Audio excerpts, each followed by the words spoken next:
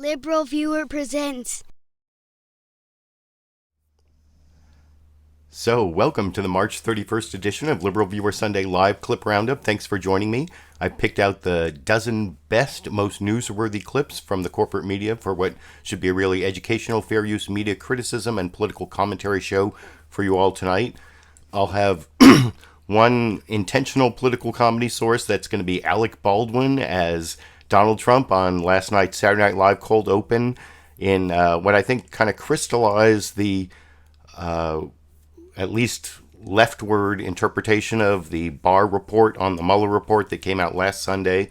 And I think if you remember what I said last Sunday, a lot of my immediate analysis was borne out by the more seasoned analysis of the corporate media later on, or I don't know which one you think is better, but I'm kind of proud of at least my analysis last week on that. And basically, if you remember last week, I started off saying William Barr's 4-page summary of Mueller's principal conclusions is very different from the Mueller report itself, and the best spin on it that Donald Trump was putting on it, which was like total exoneration, and that sort of crystallized in the parody of the Saturday Night Live Cold Open clip that I will show you on my main topic of Trump's fake Trump victory. That's the topic.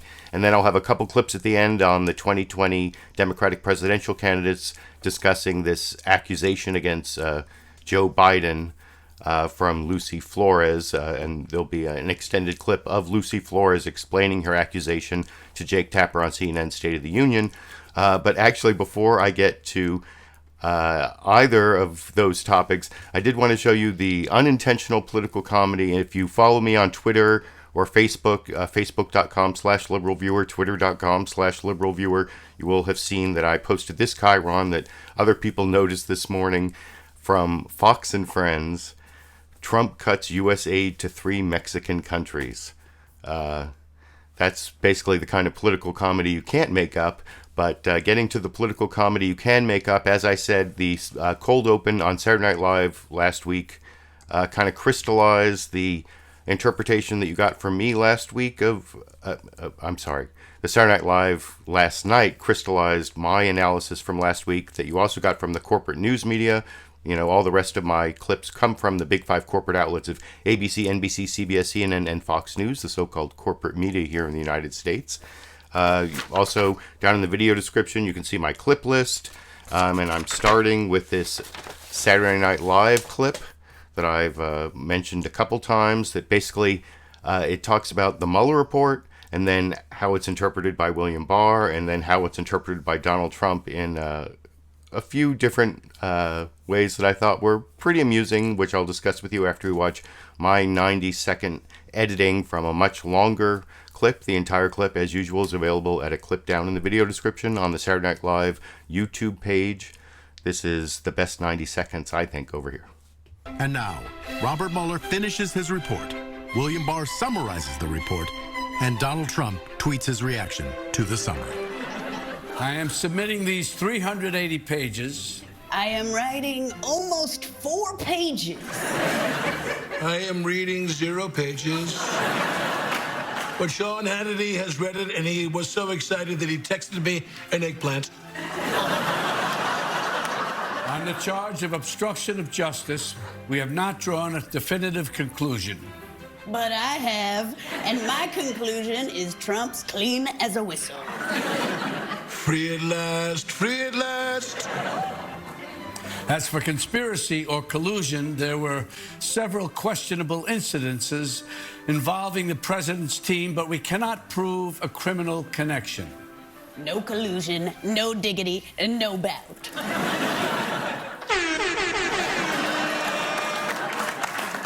However, we have indicted 34 individuals in connection with this probe. Most of them very good people. The pardons are already in the mail. In conclusion, it is my hope that this report will be made public with a few redactions. Hella redactions. We're going to black out everything except the words no and collusion.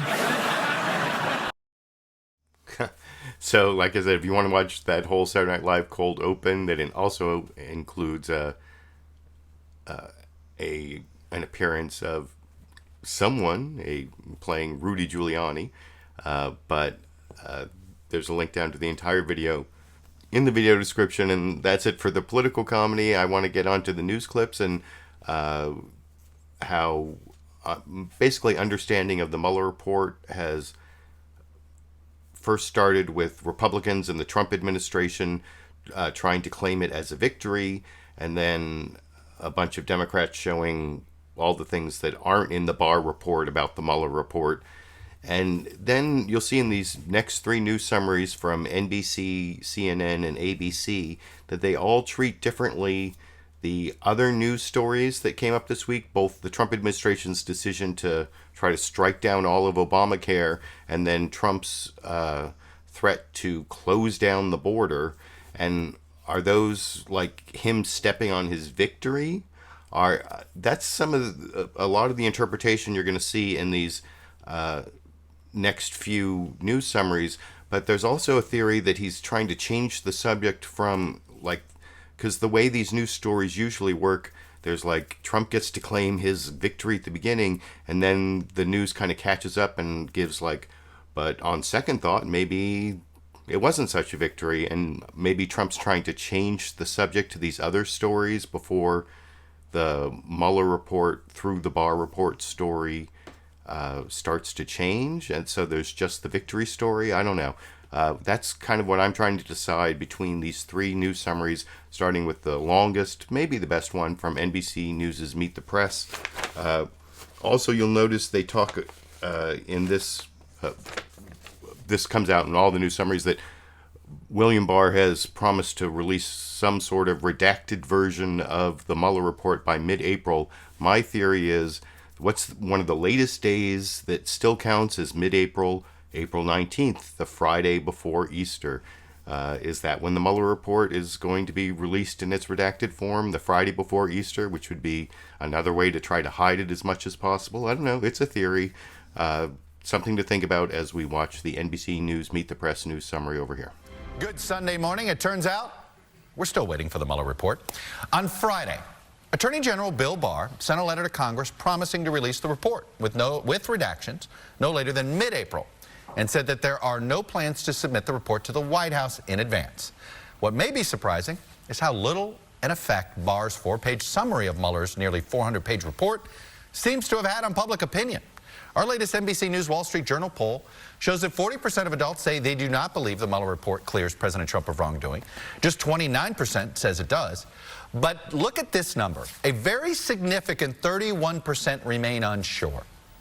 Perhaps those 31% are wisely waiting for the actual report to be released, or they just haven't been paying that close of attention to this story. President Trump's disapproval rating, by the way, sits at 43%, with 53% disapproving in this poll. That is down slightly from last month's numbers, 46-52 approve to disapprove. But let's be honest, it's well within the president's trading range that we've seen all presidency long. In fact, as you can see over the past 4 months, as throughout this presidency, Mr. Trump's approval numbers have basically held remarkably stable, even though they are weak.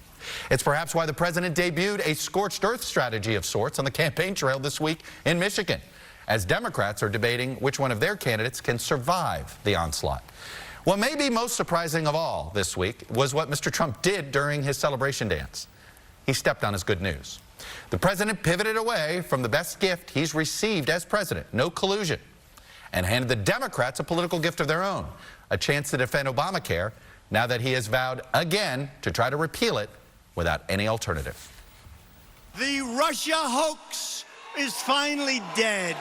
President Trump took a victory lap this week. Total exoneration, complete vindication. A total vindication. As clear a vindication or exoneration that you can get. While Mueller did not conclude that the president committed a crime with the Russian government, he also did not exonerate him of obstruction of justice. And in that new NBC News Wall Street Journal poll, just 6% of Democrats, 19% of independents, and only 64% of Republicans believe the report clears Mr. Trump of wrongdoing. Now, Democrats are rejecting Attorney General Bill Barr's timeline, demanding the full report be released by Tuesday. Show us the report, and we can draw our own conclusions. We don't need you interpreting for us. It was condescending. It was arrogant. I have great confidence in the Attorney General. And if that's what he'd like to do, I have nothing to hide. But by Friday evening, the president appeared to have reversed course, tweeting, "The problem is no matter what the radical left Democrats get, no matter what we give them, it will never be enough. So maybe we should just take our victory and say no." Barr has already said he will redact the report for grand jury testimony, classified information, material that could affect ongoing investigations, and information that would, quote, infringe on the personal privacy and reputations of what he calls peripheral third parties. Another way, perhaps, of invoking executive privilege. The Democrats have to now decide whether they will continue defrauding the public with ridiculous bullshit. Republicans have moved on to singling out political enemies. Adam Schiff's leadership of the Intelligence Committee is compromised. He needs to resign from the committee. Little pencil neck Adam Schiff. Sick. These are sick people. Schiff called out the president's conduct. I think it's immoral. I think it's unethical. I think it's unpatriotic. And yes, I think it's corrupt and evidence of collusion. And Mr. Trump appears focused on revenge, attacking his investigators, seeking to blunt their credibility. I'm sorry. They have to be accountable. Some Republicans worry that the president will fixate on the wrong message and were rattled by the Trump administration's surprising decision to tell a federal appeals court on Monday that the entire Affordable Care Act should be overturned. I'm very disappointed and vehemently opposed. We have a chance of killing Obamacare. We almost did it, but somebody unfortunately surprised us with thumbs down. But we'll do it a different way.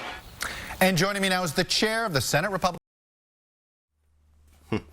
So I pretty much pre-analyzed that clip before I showed it, although I thought that one reason I thought that was a great news summary is because of the way Chuck Todd picked out and emphasized this new category of material that Attorney General William Barr is apparently going to redact from the Muller report that he releases sometime in mid-April, and that's material that might infringe on the privacy of peripheral third parties, which is kind of vague, and who's to decide who's a peripheral third party. And anyway, that was one extra point I wanted to make about that clip. And this next clip from CNN State of the Union, Jake Tapper says the State of the Union this week is gearing up for the new phase now that the Mueller report or the Mueller investigation is complete.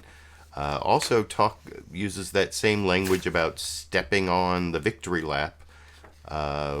And is that really what happened, or was Trump trying to change the subject before the media did its second look at the victory of the so-called victory of the Barr report on the Mueller report? I don't know. We'll talk about that a little more after we watch this just over a minute news summary from CNN State of the Union this morning over here.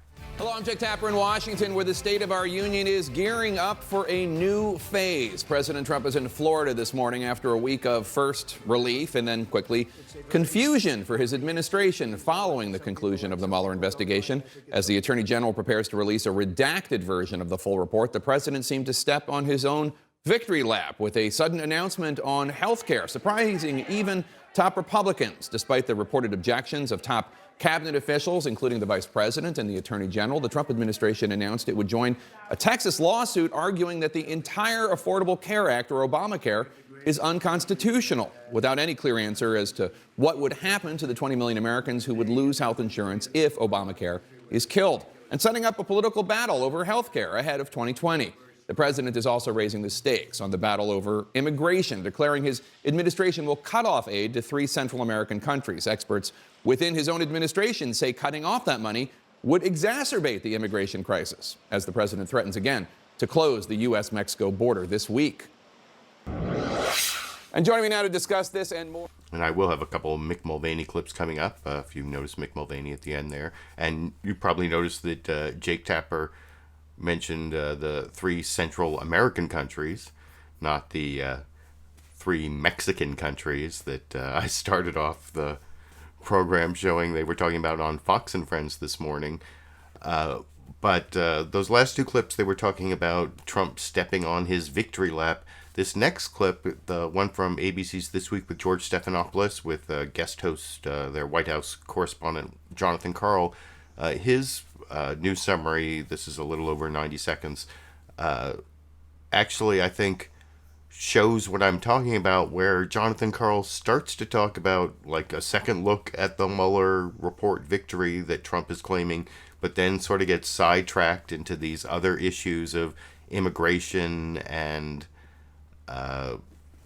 the Obamacare, the decision to try to get Obamacare declared unconstitutional again, and saying that the Republicans are going to be the party of healthcare. So this is actually kind of evidence that the change of subject kind of worked for Trump. But I'm still not sure about the theory. You can let me know what you think in the comment section. This is the last of the big news summaries. There's a 30-second Fox News summary, which tries, I think, to give as little information by being as short as possible. But this is the somewhat longer news summary from ABC's This Week with George Stephanopoulos this morning over here. Good morning and welcome to This Week. The president is feeling vindicated, relishing Robert Mueller's no collusion conclusion. The special counsel's 22-month investigation determined Russia did interfere in the 2016 election, but did not collude with Trump's campaign, putting a damper on the Democratic drumbeat for impeachment. But was the president's rush to claim victory too much too soon? Attorney General Bill Barr has announced plans to release the Mueller report in the coming weeks, and the nearly 400-page report may still provide new details the public does not know, revealing, perhaps most importantly, why the special counsel chose not to exonerate the president on obstruction of justice. In the meantime, President Trump is already picking new fights, threatening to close the southern border as soon as this week if Mexico does not stop migrants from entering the U.S. The number of people illegally crossing the border in a single day has hit its highest point in over a decade. Even Jay Johnson, who served as President Obama's Homeland Security Secretary, calls that a crisis, raising questions not just about Trump's policy, but what Democrats will do about it. The president is also reigniting the health care debate, attempting to strike down Obamacare through the courts. But as of now, neither the administration nor Republican leaders in Congress have a viable plan to replace the Affordable Care Act, potentially leaving millions uninsured and putting a top Democratic issue front and center for the 2020 campaign. Joining us now, President Trump's acting chief of staff. Yes, and you will get your Mick Mulvaney if that's what you really want. I'm going to have two Mick Mulvaney clips trying to explain the president's so-called exoneration. But as I've said throughout those last three clips, you can look at those and tell me, do you think that Trump brought up the Obamacare issue and the immigration issue so that all the news summaries that I just showed you, instead of focusing on Trump's victory lap on the Mueller report and what might be wrong with that victory lap, and that would be all they focused on, they actually had to add in those two other subjects. So it kind of changes the subject. It kind of changes the focus of the news stories.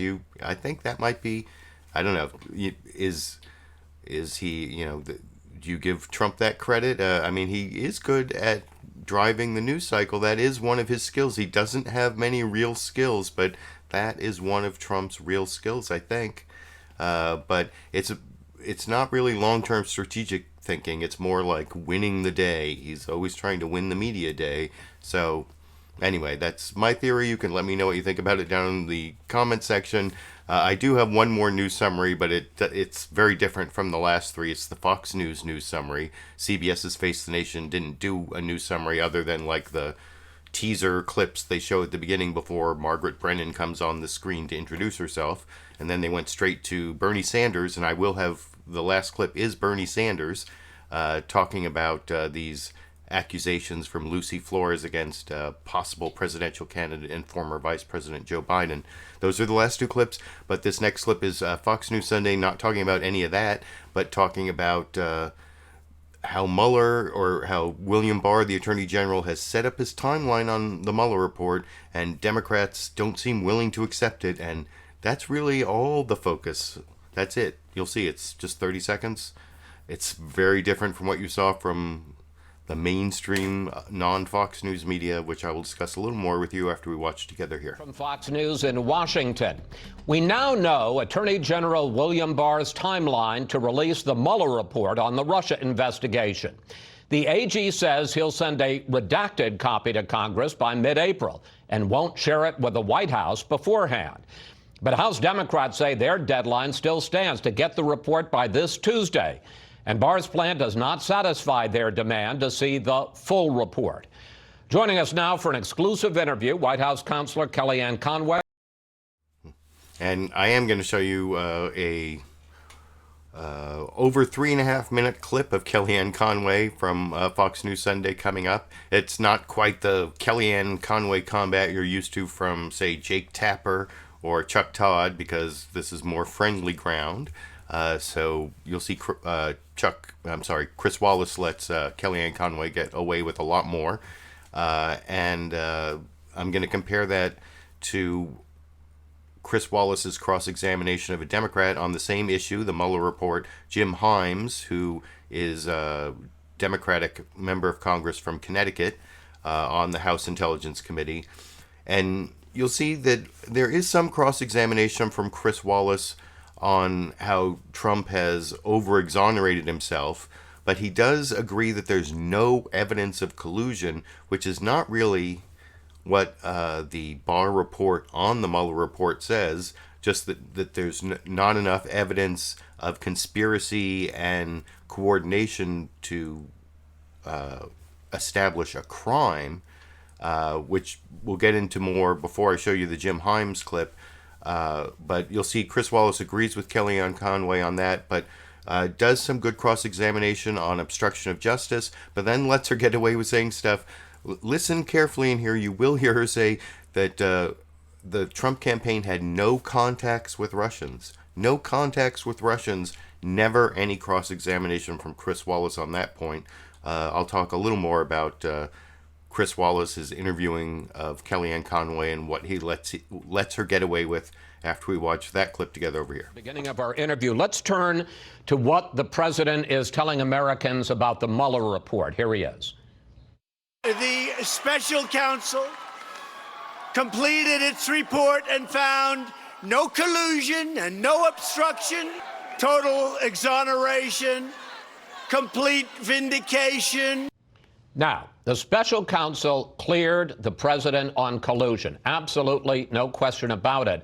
But he expressly did not clear him on the question of obstruction. So why is the president telling Americans something that is not true? Well, the Barr memo talks about no obstructive conduct. It also says something, and I don't think it's enough coverage, which answers your question in part, Chris, which is that also nobody in the Department of Justice felt like the investigation was interfered with, that Mr. Mueller couldn't do the job he wanted to do. So for all the times I was asked, the president was asked, we were all asked, will he protect Mueller? Will he fire Bob Mueller? Will he impede the investigation? Will he fire this one? The Department of Justice feels that Mr. Mueller was able to do that. Now, he also didn't say that the president obstructed. But I'm asking you specifically about obstruction, and I don't mean to interrupt, but I do want to keep you on point. Here is the summary that Attorney General Barr sent to Congress about the issue of obstruction. I want to put it up on the screen. This is Barr summarizing the special counsel. For each of the relevant actions investigated, the report sets out evidence on both sides of the question. The special counsel states that, quote, while this report does not conclude that the president committed a crime on the obstruction, it also does not exonerate him. So when the president says it is total exoneration on obstruction, Kellyanne, that's just not true. Well, the president is probably comparing that report and the ultimate conclusions of no conspiracy, no collusion, no contact with any Russian at a campaign that I managed into its final successful phases, and have always been offended that anybody would think that we would cheat, lie, steal, or talk to any Russians. That's ridiculous and always was, and we've wasted a lot of money and a lot of time and people's anxiety over it.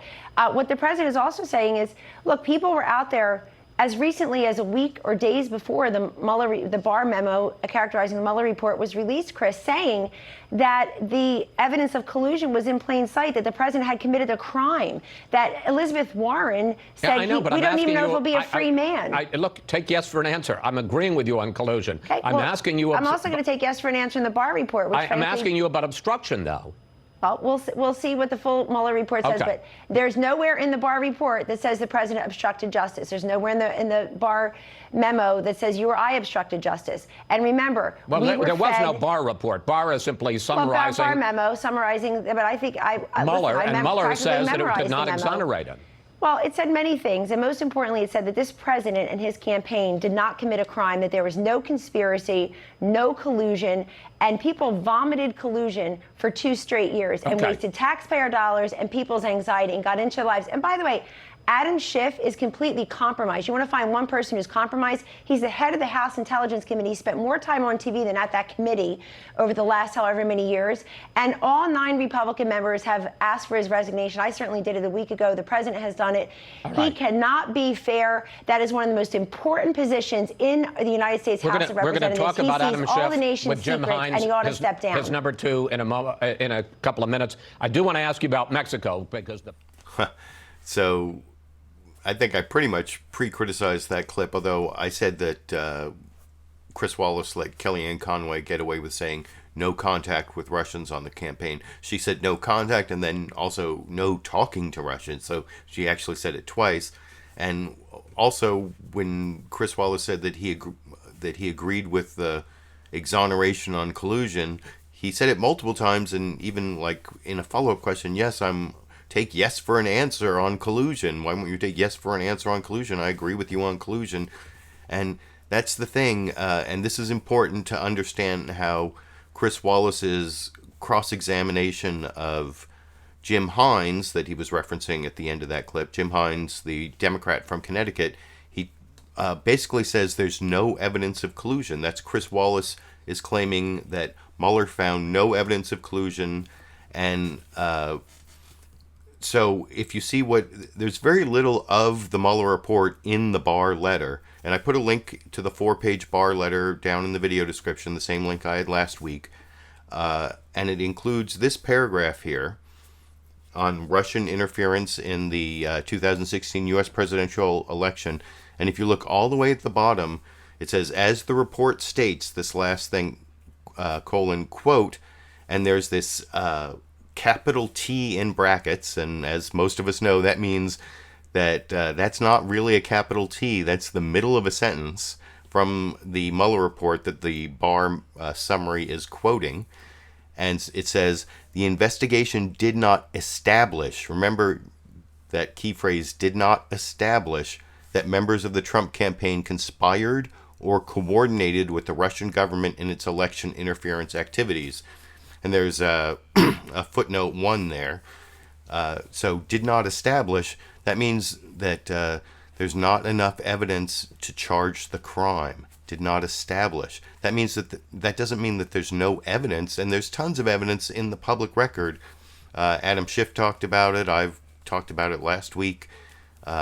Just the Trump Tower meeting on June 9th, 2016, with Donald Trump Jr., Jared Kushner, Paul Manafort, meeting with a bunch of Russians to get dirt on Hillary Clinton. I mean, that's evidence of collusion. It may not be enough evidence to prove a conspiracy or coordination as a crime beyond a reasonable doubt. And that footnote 1 is at the bottom of this slide here, you'll see. But this is also an important slide for Chris Wallace's cross-examination. But the footnote says, in assessing potential conspiracy charges, the special counsel also considered whether members of the Trump campaign coordinated, which means an agreement, tacit or express, between the Trump campaign and the Russian government on election interference.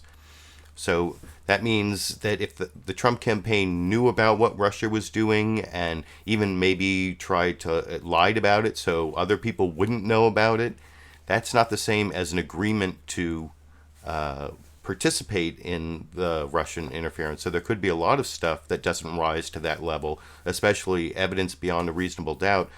But you'll see later in this next clip In a follow-up question, Chris Wallace quotes a sentence from farther up here, the one that starts, that last sentence, but as noted above. But you'll see Chris Wallace cuts out that part, but doesn't start with a ... And since the whole Fox News quote is in capitals, they don't have to do that like lowercase to capital thing. So that's kind of dishonest, because they just show the part that says the special counsel did not find that the Trump campaign or anyone associated with it conspired or coordinated with the Russian government in these efforts, despite multiple offers from Russian-affiliated individuals to assist the Trump campaign. So you'll see Chris Wallace quotes that, but gets rid of the "but as noted above" part, which refers, of course, to the actual quote that says that, as the report states, the investigation did not establish, which more means that they couldn't get enough evidence to prove a crime beyond a reasonable doubt. And with that very long introduction, you will understand why this Chris Wallace cross-examination of Jim Hines is very dishonest, which I will talk about with you a little more after we watch it together over here. Committee. Congressman, let's start with what you told your local newspaper in Connecticut this week about whether the Muller report clears the president on the issue of collusion with the Russians. Here's what you told them. I'm not sure I'd break out a lot of champagne. They tried to make the case that the Muller report says there's no evidence of collusion. There's plenty of evidence. But Congressman, and now I'm taking the counter argument to what I was discussing with Kellyanne, that's not what the Muller report says. It doesn't say there's plenty of evidence of collusion. No, what the Mueller, well, first of all, nobody knows what the Mueller report says because we haven't seen it. We've got the 4-page Barr summary. And even though my Republican friends are attacking Adam Schiff and others by saying that the Mueller report says no evidence, that's not at all what it says. If you read the Barr letter says that the investigation was not able to establish. So, Chris, two things can be true at the same time. No, excuse me, because with all due respect, sir, that's absolutely incorrect. I'm going to put up on the screen, because we knew that this probably was going to come up, the specific quote from Attorney General Barr. Here's what he says. The special counsel did not find that the Trump campaign or anyone associated with it conspired or coordinated with the Russian government in these efforts, despite multiple offers from Russian-affiliated individuals to assist the Trump campaign. So specifically, the special counsel is not saying there's insufficient evidence to prosecute. He's saying it didn't happen. Right. So, again, two things are possible at the same time. Number one, whatever happened, and there's 400 pages of report that we're going to see, so something happened, or it wouldn't be 400 pages long. But whatever happened, the conclusion is that it's not a chargeable offense. Again, sir, respectfully, he didn't say it's not a chargeable offense. He said the report did not find that the Trump campaign conspired or coordinated. On the issue of obstruction, he said, I've got some issues as to whether it's a prosecutable offense. He didn't say that when it came to collusion. Right, Chris, but my own quote, which you read back to me, was saying that there was not a finding of no evidence, and that is also true. So the conclusion is that there was not explicit collusion, conspiracy, but that does not mean that there's no evidence. Okay, now that's sort of a fine point, but here's the big picture.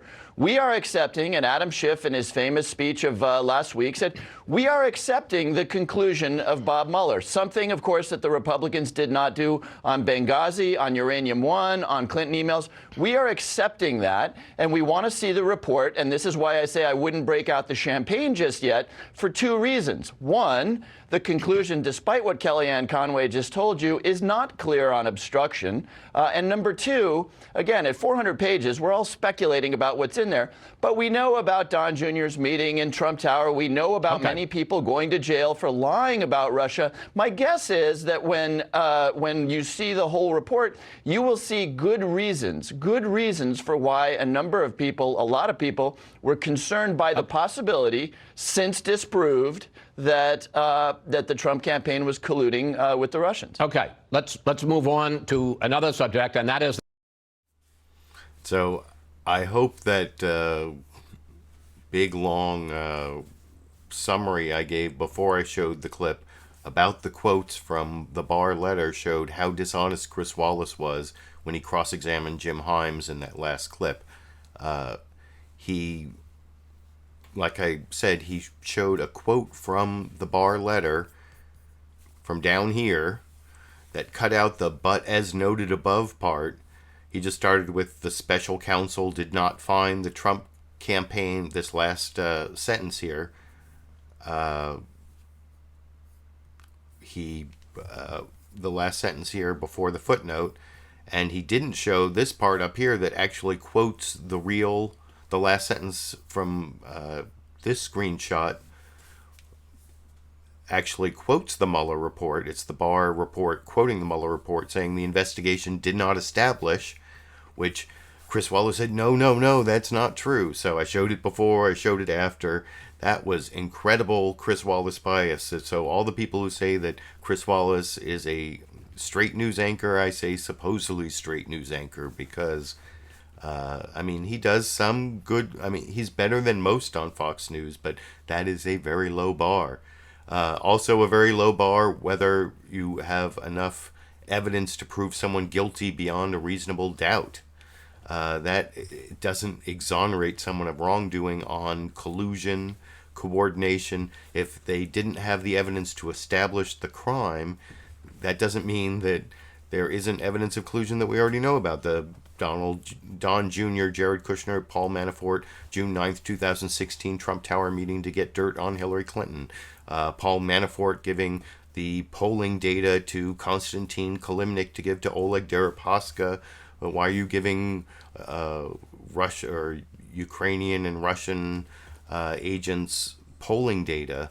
What about Roger Stone's go-between role that he's actually indicted for lying about his role as a go-between between the Trump campaign and WikiLeaks on the email release? All of that might not be enough to establish an actual conspiracy between the Trump campaign and Russia, but it's no evidence of collusion, and Chris Wallace is totally wrong about that. The next several clips I'm going to show are Republicans getting cross-examined more effectively by NBC, CNN, and ABC before I get to the last two clips about the Biden accusations. The first one is Senator John Barrasso of Wyoming being cross-examined by Chuck Todd on NBC News' Meet the Press. And I'm going to start off just with his talking points right at the beginning are no collusion, no collaboration, no conspiracy. Then I'm going to do a quick edit to because Chuck Todd starts to ask him about the release of the Mueller report, but then he finally gets around to cross-examining him on the no collusion, no collaboration, no conspiracy thing, and you'll see John Barrasso never gives his own opinion, and Chuck Todd calls him on it. I think this is actually a much more effective cross-examination. Maybe is it because of my liberal bias as LiberalViewer that I think that Chuck Todd is doing a better job than Chris Wallace? You can let me know what you think after we watch that clip together right over here. Let me start with the Mueller report. The Attorney General is working on getting a redacted report to Congress and the public by mid-April. I understand the public perhaps seeing a redacted version. Shouldn't Congress, who gets regular intelligence report, shouldn't Congress see the full, some members of Congress see the full report? Well, first, the headlines were very clear last week. No collusion, no collaboration, no conspiracy. I've called for a release of the full report. Unredacted? Well, that's what I've been calling for. I understand the Attorney General has some specific issues and areas that he has to be concerned. I think anything you give to Congress, ultimately everyone will see, so I don't see a lot of difference in terms of making sure the public sees it. Do you think this is a mistake to draw out this fight? Are you confident there's nothing there? I mean, let me quote from Mr. Barr's report. He said the special counsel states that while this report does not conclude that the president committed a crime, it also does not exonerate him. What do you take that to mean? The president says he's exonerated. Who's right here, by the way? Well, the headlines are no collusion, no collaboration, no conspiracy. The headlines That's what is there. I want to see the headlines are Bill Barr's memo. Bill Barr said the report doesn't exonerate him. The president says he is. Where do you come down on this? I've asked for the full report to be released. The Attorney General will make that final decision, and ultimately the voters will make that decision. As you just saw from your report, last week NBC interrupted a golf tournament, CBS interrupted the Final Four. People wanted to get back to the sports they were watching. They were more interested in that than they were in the breaking news. You may be right. Let me ask you this. The special counsel did not find a crime when it comes to conspiracy. There is a counterintelligence investigation. This is what we know from it, and I'm curious if you think the president is exonerated from all of these things. Allegedly asking Comey for loyalty, allegedly telling Comey that he hoped that he could let Flynn go, telling the Russian ambassador in the Oval Office that he got this Comey thing out of the way, the public asking for help. The president's behavior, while he's technically exonerated from a crime, is he exonerated from his behavior as a president? Well, every president is judged on many things. Behavior is part of that. The electorate will be asked to make that judgment in 2020, and we'll see how they decide. But what do you think on this? Yeah, I think that the president has been clear with the American people. He has been, I believe, falsely accused for the last 2 years, and Mueller has proven the fact that there was no collusion. Do you think he was falsely accused because some of his behavior led people to believe there was something more there? He's the one that wanted to. Do you think it was appropriate for him to want to do business with Vladimir Putin and Russia while running for president? The president is an international businessman, has success all around the world. It is not surprising that when he chose to run for president, he was continuing to do the business that he had been doing. I understand it was, you stated a bunch of facts there. You didn't state any opinion. Do you think it's appropriate? No, I think that it's not surprising that international businessmen do these things. Right, but he wanted to run for president. Should he have given that up? No. Was that a mistake to pursue something like that? Because it may have helped trigger all of this suspicion. It probably did trigger this suspicion, but I don't think that there is a fault there on the part of the president. So that was a lot of dodging from Senator John Barrasso of Wyoming, but Wyoming, of course, is a deep, deep red state, so you would expect him to fail to engage with any of the evidence against Trump, fail to give any opinion on any of that evidence, but instead, you notice he refused to find any fault with the president, even for lying about his, it's not surprising an international businessman would try to have international business, but what about the lying to the American people about making millions of dollars from this Trump Tower Moscow deal while saying he had no business in Russia? Well, he can't find fault with the president. Maybe that's what got him in trouble, started getting him in trouble, but can't find fault with the president. Well, that is, like I said, one sort of sycophantic reaction to the Trump scandal, even if it doesn't end up being a chargeable crime on so-called Russian collusion. And the next two clips are two different cross-examinations of the acting White House Chief of Staff, Mick Mulvaney, also on the Muller Report, both on obstruction of justice and collusion.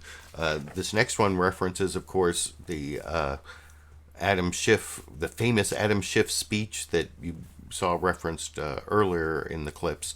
I almost decided to show you that whole clip where he says, you may not have any problem with Trump doing, the Trump Tower meeting and the Paul Manafort stuff. And he went through all the publicly known evidence of collusive activity with the Russians that may not rise to the level of a crime, but also are ethically and morally suspect. And that was after all the Republicans said he shouldn't be chair of the committee just because he said there is evidence of collusion. He never said it was evidence beyond a reasonable doubt of a crime, but he said there's evidence of collusion, and there's no. That's a true statement. I've already mentioned several pieces of evidence, which is not the same thing as evidence of a crime, but it's evidence of collusion. And you'll see in this next clip, Jake Tapper on CNN State of the Union asks Mick Mulvaney about that, about what Adam Schiff said about the difference between a crime, but the moral and ethical issues. And so here is Mick Mulvaney, former Tea Party Republican, now mouthpiece for the president. I think he has 3 jobs in the Trump administration. He's acting White House Chief of Staff. He's the director of the Office of Management and Budget, and also of the Consumer Finance Protection Bureau that he's trying to destroy by zeroing out its budget. But that didn't even come up. This is just all about the Muller Report and the artful dodging of Mick Mulvaney, which I will discuss with you after we watch that 3.5-minute clip together over here. To all those interviews you talked about, dozens of indictments, including jail time for people close to the president. Let me ask you about this. The chairman of the House Intelligence Committee, Adam Schiff, he listed off several events. The Trump Tower meeting with a Russian lawyer promising dirt on Hillary Clinton, Michael Flynn lying about conversations with the Russian ambassador, Paul Manafort sharing polling data. He had this to say about those events. Take a listen. I don't think it's okay. I think it's immoral. I think it's unethical. I think it's unpatriotic. And yes, I think it's corrupt and evidence of collusion. I do not think that conduct, criminal or not, is okay. Now, from what we know, the special counsel concluded there is not sufficient evidence for any criminal charges having to do with conspiracy or collusion. But what do you think about his larger point that the actions were unethical? Keep in mind that everything that Adam just talked about, and I know Adam, I used to serve with him in Congress, everything that he just listed right there was available to Mr. Mueller. In fact, probably in greater detail than Adam goes into right there. And yet, Mr. Mueller found no collusion and no obstruction. Right, not a crime. But what about the ethics or morality of those things, those incidents? Again, the issue here is not whether it's ethical. Mr. Schiff runs the House Intelligence Committee. People don't realize this. He gets to see stuff that a lot of members of Congress don't get to see. I didn't get to see what he was seeing when I was in the House. That role it takes with it a huge responsibility, and one of those responsibilities is to not be partisan. It's why you saw so many Republicans this week call for Adam to resign his position. That position is so critical that if someone comes forward and they're the House Intelligence Committee chairman, and they look at the other members and say, look, I've seen a bunch of stuff, you haven't seen it because you don't get to see it, I do. Trust me, it says X, Y, Z. They have to be able to trust that person implicitly, and Adam has lost that ability to do it. It's why you heard so many Republicans call upon his resignation this week. Look, there are some Democrats who simply can't get over the fact that President Trump is president. I get that. Adam is apparently one of them, but we really do think enough is enough, and it's time to move on to other things. But all I'm saying here is that you're setting the bar on criminal charges or evidence of conspiracy, and I agree with what you're saying, that there is none there. But he's talking about ethics and morality, and you're saying that's not his job. Okay, fair enough, but forgetting Adam Schiff for a second, what about the larger point about ethics and morality? Well, I think the voters are going to decide about the ethics and morality of the people they vote for on either side. People liked Bill Clinton, even though they might not have thought he was that ethical. That's not the job of the House Intelligence Committee. It's not the job of the House Judiciary Committee. It's not the job of the House Oversight Committee. They're supposed to review the functioning of government. Voters make decisions about the candidates in other places. And importantly, members of Congress, even if they are the chairman of the House Intelligence Committee, don't get to substitute their judgment for the voters. And that is what this is all about at the end of the day. That's what the Mueller Report was about. That's what you're seeing now on the Hill. It's about trying to figure out how to undo what the voters did in 2016. And that's where I think people have just had enough and said, look, we gave Mueller the time. We gave him all the resources in the world, millions of dollars, 2 years. A lot of folks, including this station, said, you know, give Mueller the time, let him do his job. But the decision is in. The president did not collude and did not obstruct. It's time to move on. Let's move on right now in this interview and talk about health care. The Trump So that was one cross-examination of Mick Mulvaney, mostly on collusion, which let him make this bizarre, the Congress is all about the functioning of government, that, prosecuting crimes is not a Article 1. Wait a minute, I'm getting confused. Yeah. That it's not an Article 1 function. If you have I have my ACLU Constitution here. Article 1 is where Congress gets its power, but also Congress has the power to impeach the president for high crimes and misdemeanors, if you read your Constitution. And high crimes and misdemeanors doesn't just include criminal conduct. It could also include bad behavior. Obstruction of justice, of course, is a crime, and also a reason that both Nixon and Clinton were, Nixon was almost impeached, was about to be impeached when he resigned, and Clinton was impeached. But it can be a lot of things. Andrew Johnson, Abraham Lincoln's vice president, he was impeached, almost very close to being removed from office. One of his impeachable offenses was firing his Secretary of Defense.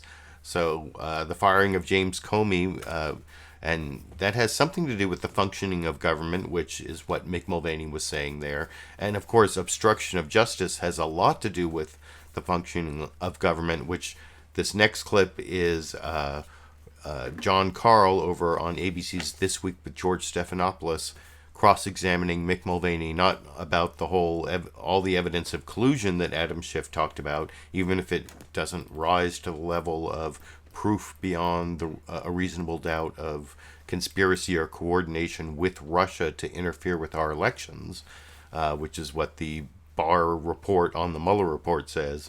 But obstruction of justice, that actually, the Muller report might actually find enough evidence of a crime there, because doesn't actually reach a conclusion. And here's Mick Mulvaney trying to worm his way out of that one. For the final clip on this topic, before I get to the last two clips on the Biden accusation, and I'll talk about Mick Mulvaney a little more after we watch his almost 4-minute interaction with John Karl on This Week with George Stephanopoulos this morning over here.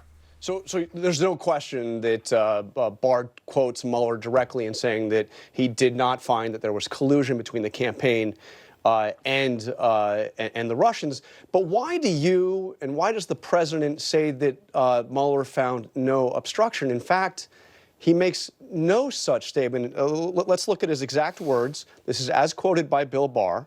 While this report does not conclude the president committed a crime, it also does not exonerate him. So the president's out there saying full exoneration. The words are does not exonerate him. Keep in mind a couple of things. I think that's actually that's a pull quote from the Mueller report. That's not Barr's interpretation. Yes. I couldn't see the exact quote. Yes, that's right. Keep in mind that is not what these documents do. When you do an investigation like this, there's typically two outcomes. Either criminal indictments come down or it just quietly goes away. These types of investigations are not designed to exonerate people. So what you saw here is simply Mueller saying, you know what, I'm going to let Barr call this one. He had plenty of evidence to say on collusion, absolutely not, and he actually punted over to Barr. Again, that's the way the system can and does work.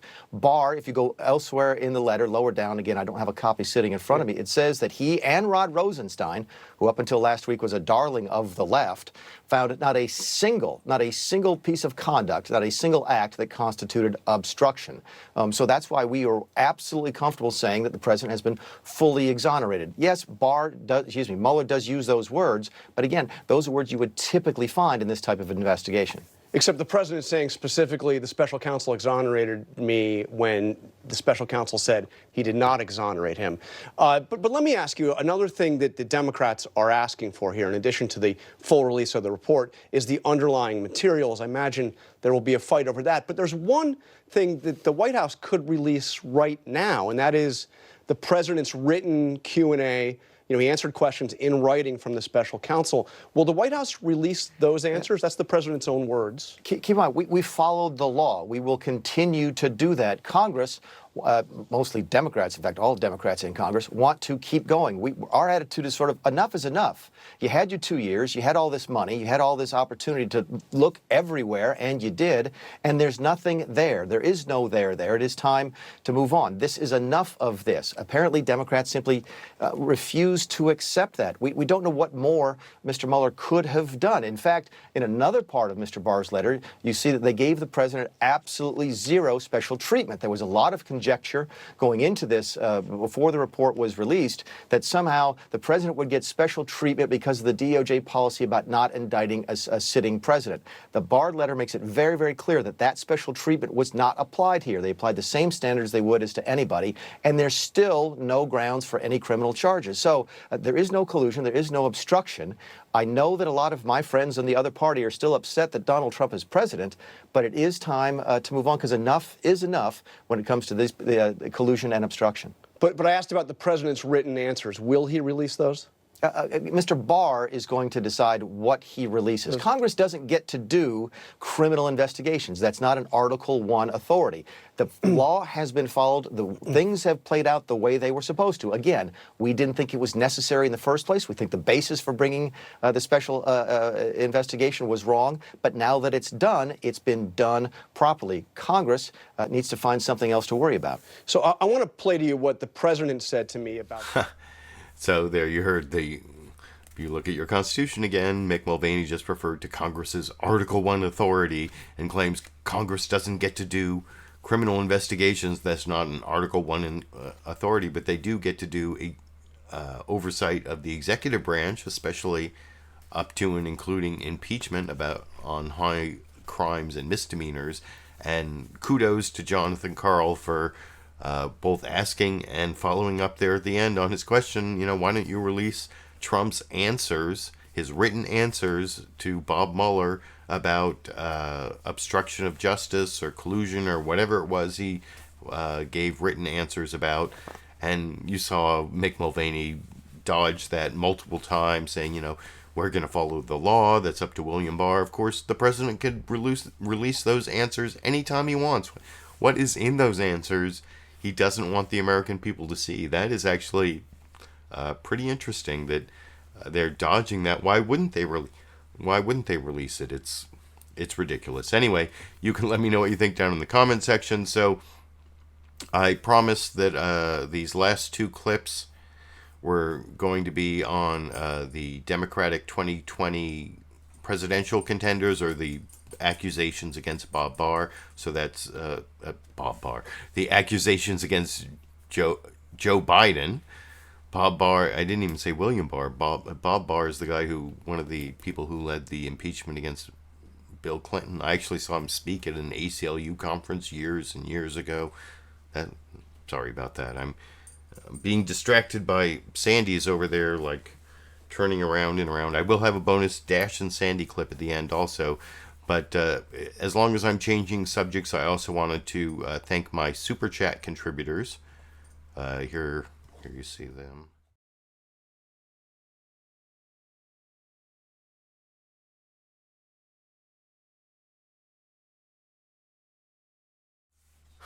That's really nice because especially I guess someone figured out that I had a birthday this last week. I did take some time off, and so thank you for supporting my LiberalViewer videos in honor of my birthday. I appreciate that. So the first clip I want to show you is an accusation against former Vice President Joe Biden from this politician from Nevada who was running for lieutenant governor of Nevada and was introduced at a rally by Joe Biden, and claims that he came up behind her and smelled her hair and kissed the top of her head. And well, anyway, it's all explained here, and she both explains what happened and then responds to Joe Biden, his most recent statement as of the airing of my live stream anyway. And anyway, this is all about 4.5 minutes. It's really important to think about, I think, because if you look at all the polls, Joe Biden, even though he's not running for president, is the leading Democrat running for president right now. And how this is going to affect his chances, well, I'll talk about that a little more after I watch Lucy Flores explain what happened. And then the final news clip will be Senator Bernie Sanders' reaction But here's the Lucy Flores interview with Jake Tapper. I thought Jake Tapper also did a good job, which I'll talk about a little more with you after we watch that clip from CNN State of the Union this morning over here. Thanks so much for joining us. Let's go back to that. Let's go back to that day in November 2014. The Vice President Biden has come to Nevada for a campaign event. You're running for lieutenant governor. You're both backstage, waiting to go on stage. What happened next? Well, it happened also suddenly. Anyone who's ever been at a rally recognizes that there is just chaos. There's a lot of energy, that everyone's running back and forth. Eva Longoria was there. We were all lined up next to the stage. Eva was in front of me. Joe Biden was behind me. I'm kind of preparing myself to give these remarks. It's the very last days before the election. And very unexpectedly and out of nowhere, I feel Joe Biden put his hands on my shoulders, get up very close to me from behind, lean in, smell my hair, and then plant a slow kiss on the top of my head. And that in and of itself might not sound like it's a very serious thing. That in and of itself might sound like it was innocent and well-intentioned. But in the context of it, as a person that had absolutely no relationship with him afterwards, as a candidate who was preparing to make my case for why I should be elected the second in command of that state, to have the Vice President of the United States do that to me so unexpectedly and just kind of out of nowhere, it was just shocking. It was shocking because you don't expect that kind of intimate behavior. You don't expect that kind of intimacy from someone so powerful and someone who you just have no relationship whatsoever to touch you and to feel you and to be so close to you in that way. So I frankly just didn't even know how to react. I was just shocked. I felt powerless. I felt like I couldn't move. I just didn't even know how to process it. And my bigger point that I've been making is that in these power dynamic situations, and women are subjected to this in the political setting, but in work settings all the time, that you just kind of process it and then you move on because you have a job to do. And frankly, what do you say? Who do you tell? There just isn't really a mechanism to deal with it. And so that's what I did. I went on and I made my case and campaigned and frankly then went on with my life because, again, what do you do? So Vice President Biden and his team just released a statement just moments ago from Mr. Biden. Here's what it says, quote, "In my many years on the campaign trail and in public life, I have offered countless handshakes, hugs, expressions of affection, support, and comfort, and not once, never did I believe I acted inappropriately. If it is suggested I did so, I will listen respectfully, but it was never my intention. We have arrived at an important time when women feel they can and should relate their experiences, and men should pay attention, and I will," unquote. What's your response? Well, I certainly think that it's better than his first statement that they released on Saturday. I'm glad that he's willing to listen. I'm glad that he is clarifying his intentions. Frankly, my point was never about his intentions, and they shouldn't be about his intentions. It should be about the women on the receiving end of that behavior. And this isn't the first time, and it wasn't the only incident where he was acting inappropriately with women. If he is saying that he never believed that was inappropriate, then frankly, I think that's a little bit of a disconnect and not being aware, a very sense of not being aware, because there has been documentation, both in photos, videos, stories that were written. Now, that being said, I think that part of the reason why I decided to finally say something is because those behaviors were not being taken very seriously. They were not being considered from the perspective of the woman on the other side of that power dynamic, on the side of on the receiving end. And I just can't imagine that there was never a situation where someone said to him, Vice President, Mr. Vice President, you probably should stop doing that. You should probably stop touching women in that way. You should probably keep your hands to yourself. So, Assemblywoman Flores, you write in... Now, I'm not really a touchy-feely person. I'm not a big hugger, and I guess I'm lucky in that way in the Me Too era that I don't really have, at least in these like weird public hugging incidents like, well, you know, I was reading the live comments along the way. I saw this one comparing what happened to this accusation against Joe Biden. And I thought Lucy Flores there, she seemed credible. What she was talking about seems within the realm of behavior that I've seen from Joe Biden over the years. Here's a comment I saw in the live comments.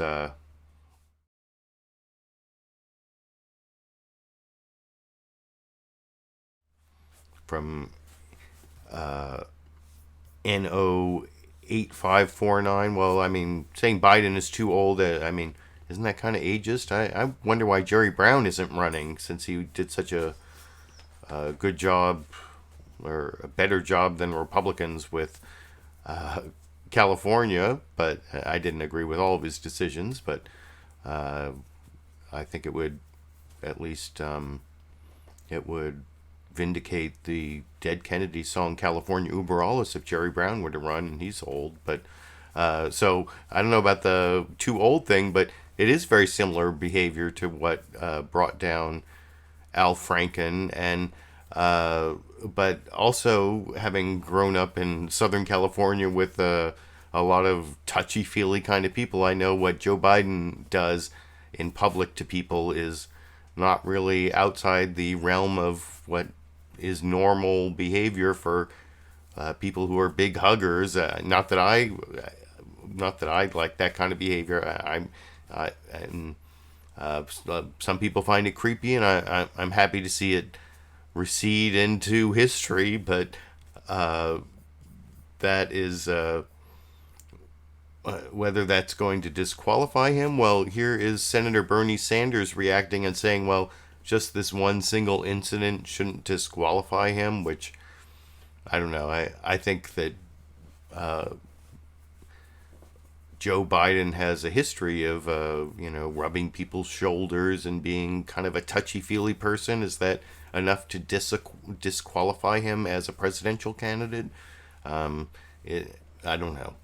He hasn't even really entered the presidential race, but here's what Bernie Sanders has to say in the last news clip before I end the show with the bonus Dash and Sandy clip, I promise. But here's the final 2 minutes, 11 seconds. Bernie Sanders, my one criticism of CBS's Face the Nation, this is Margaret Brennan's interview with Bernie Sanders, not one question about the Muller Report. Not to this guest or the other guest that she had on. Well, anyway, I'm kind of running late, but that is my criticism of Face the Nation. Here is Bernie Sanders talking about this accusation against Joe Biden over here. Let's start off, because I do want to get to some of your platform issues, but let's start with these allegations from Lucy Flores. She is a Nevada politician who you had endorsed and who in the past has been supportive of you. She hasn't endorsed a candidate in this particular race, but she's accused Vice President Joe Biden of inappropriate touching. You know her. Do you believe her? What do you make of this? I have no reason not to believe Lucy. And I think what this speaks to is the need to fundamentally change the culture of this country and to create environments where women feel comfortable and feel safe. And that's something we have got to do. I want to read a statement from the vice president who said, it's a lengthy one, but in just part of it, he says, in my many years on the campaign trail and in public life, I've offered countless handshakes, hugs, expressions of affection, support, and comfort. And not once, never, did I believe I acted inappropriately.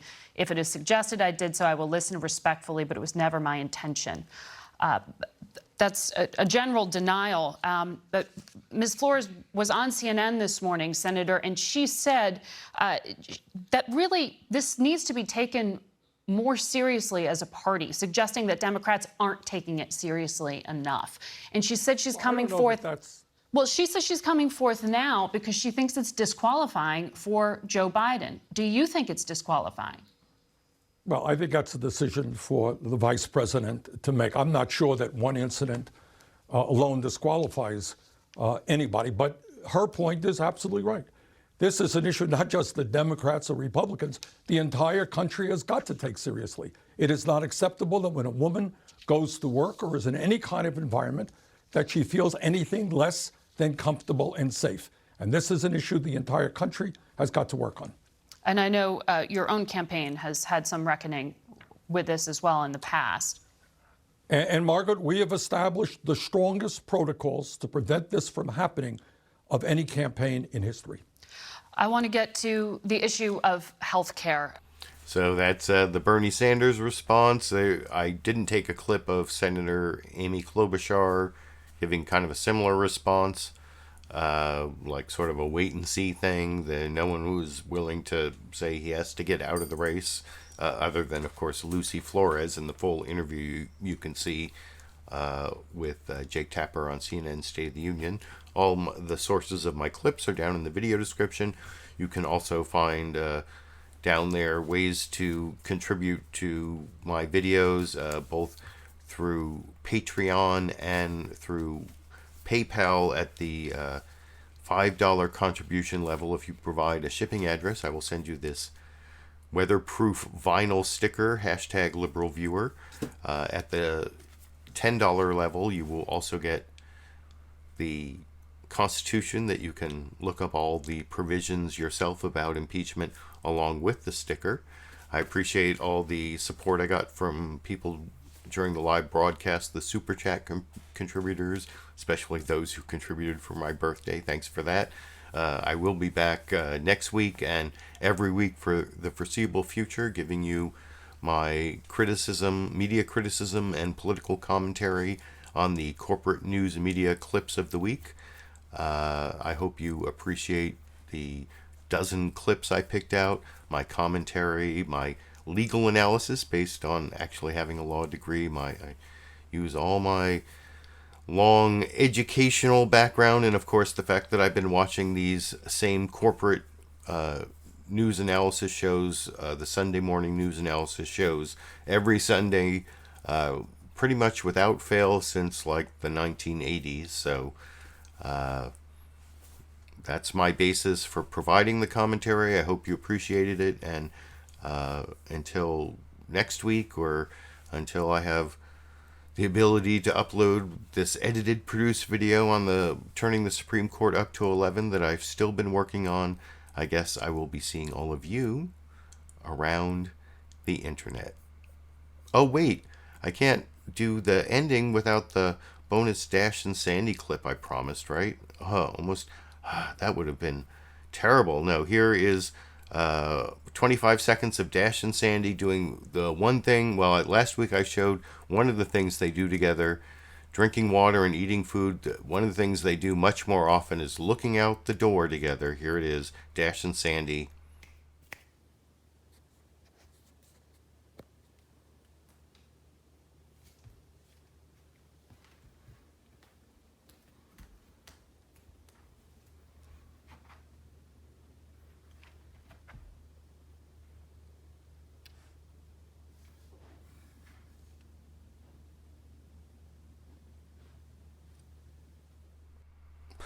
So now, having seen the bonus Dash and Sandy clip that I promised, I hope you like that. And now, until next week, I guess I will be seeing all of you around the internet.